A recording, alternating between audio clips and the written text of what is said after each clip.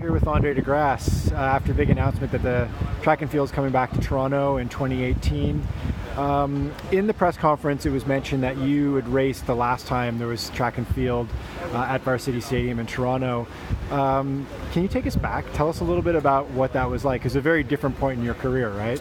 Yeah, I was in 12th grade, and I was in high school, and I just ran the OFSA championship, and I placed 5th. And I think about 2 weeks later, I got a call from the Toronto International meet director. My coach got a call, and then my coach told me, hey, they want to, have you in this meet. It's supposed to be like the high school, all the top high schools in Ontario. So, I said, yeah, sure, why not?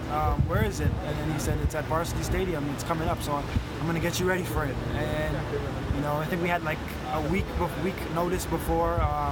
We ended up, getting some jackets and all this cool gear, for it. And then I remember, they gave me lane 8 because, I wasn't one of the fastest guys at the time.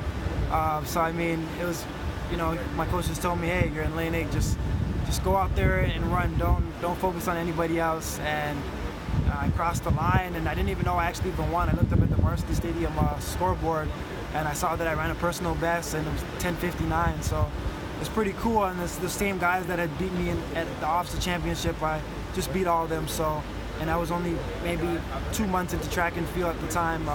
So it's pretty cool. I mean, it's a cool story, I guess. I look back at it now, and I'm like, being at Varsity Stadium was all part of my story, and it would just help me get a scholarship to go off to college. So I mean, it was pretty cool that I ran that fast, and I got that opportunity to race at Varsity Stadium because that was the first time I had ever raced in Toronto before the Pan Am Games, before I became who I am today. So I mean, it's just a great feeling for me, and I'm just looking forward to getting that same opportunity again to race at Varsity Stadium.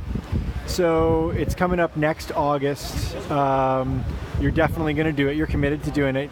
You think you want to do the 1 and the 2, or will there be a 2, or will there just be a 1? Do you know any of the details of that yet? Yeah, I haven't really thought about it yet. Definitely we'll do the 100 for sure. Not sure if I will do the 200, but for sure the 100 and the relay. We'll see how the year progresses and see what happens, but definitely going to try to run the 100, and hopefully if I hadn't broken the Canadian record by then, hopefully try to do it in front of the home crowd. So that's the plan. Nice. So World Championships obviously was a big letdown for you. You weren't able to race with the injury. Did you stick around and watch? Were you in London watching? Yeah. I watched the 100 in my hotel room. So it definitely was interesting feeling watching that. I was in shock the way it happened. But I knew that Gatlin was always going to be ready, and then Coleman did a fantastic job as well. Coming up, I always root for the young guys because I'm young. If I'm not in the race, I'm rooting for the young guys, always the underdog. So I mean, it's pretty cool watching that. Definitely wish I could have been a part of it. I was a little bit disappointed just being in that race, but I know next year Coleman will be around. Gatlin Steady's still running, so I get to race those guys again. And then there's always going to be someone on the horizon. So, obviously, Usain has had an incredible career. Didn't go out as planned as he expected, but it was definitely just enjoyable watching his whole career. Being a part of it. He's done a fantastic job for the sport, and it's somewhere where I want to be one day. So he's done a fantastic job, and he's been a great ambassador for the sport and for Puma as well. Yeah, so you guys are both Puma athletes. You had that rapport in the Olympics last year that was much talked about in the media. Have you spoken to him since Worlds? Since Worlds, afterwards I haven't talked to him. At Worlds, try to wish him a speedy recovery after what happened.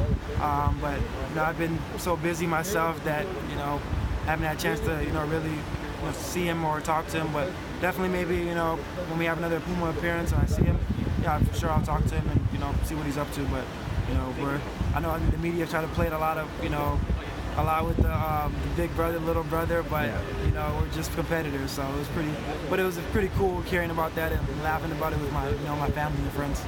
So in the last couple of years, you've gone from being kind of this kind of curiosity, this underdog figure, this person that was sort of first talked about in the Toronto area in track as a high schooler, and then with USC, and then of course Pan Am Games, and now you're a global superstar.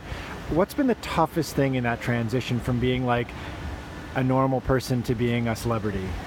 I think it's just a lot of demands. Yeah. You know, every time someone's asking me to do something or do this, so definitely try to like minimize, try to balance it out. Definitely a lot of days where, you know, before when I had won the Pan Am Games or even medaled at Rio, I didn't have a lot of appearances to do, or you know, even I had a lot of more time to just, you know, work on just my craft. So a lot of days, because of the Rio Olympics, not saying that, you know, it's bad or not, you know, it's good to get exposure and a lot of things, but I missed a lot of days of training.